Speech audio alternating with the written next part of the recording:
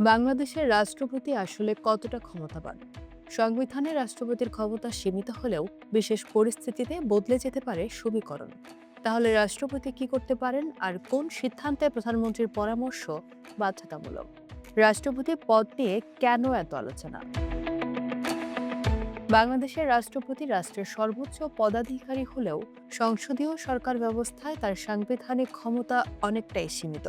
১৯৯১ সালে দ্বাদশ সংশোধনীয় মাধ্যমে সংসদীয় ব্যবস্থা পুনঃপ্রবর্তনের পর নির্বাহী ক্ষমতা মূলত প্রধানমন্ত্রী ও মন্ত্রিসভার হাতে থাকে।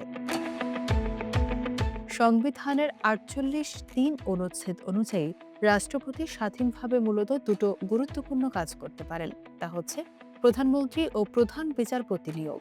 এর বাইরে সংসদ আহ্বান স্থগিত বা ভেঙে দেওয়া, বিলের সম্মতি, জরুরি অবস্থা ঘোষণা, রাষ্ট্রদূত নিয়োগ, যুদ্ধ ঘোষণা কিংবা ক্ষমা প্রদর্শনের মতো অধিকাংশ ক্ষেত্রেই তাকে প্রধানমন্ত্রীর পরামর্শ অনুযায়ী কাজ করতে হয়।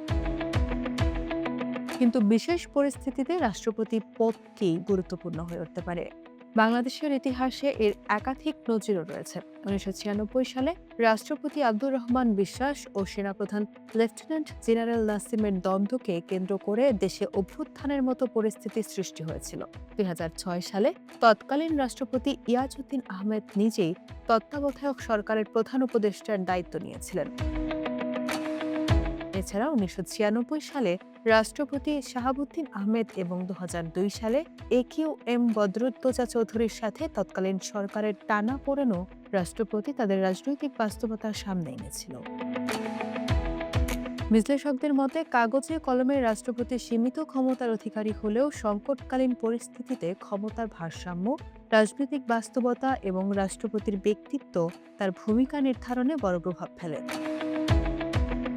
স্বাধীনতার পর বাংলাদেশের শাসন ব্যবস্থার রাষ্ট্রপতি পদ কখনো ছিল অত্যন্ত ক্ষমতাবান, আবার সংসদীয় ব্যবস্থা ফিরে আসার পর তা অনেকটাই আনুষ্ঠানিক হয়ে যায়। তাই নতুন রাষ্ট্রপতি কে হচ্ছেন সেই প্রশ্ন শুধু ব্যক্তিকে ঘিরে নয়, রাষ্ট্রের ক্ষমতার কাঠামো নিয়েও গুরুত্বপূর্ণ।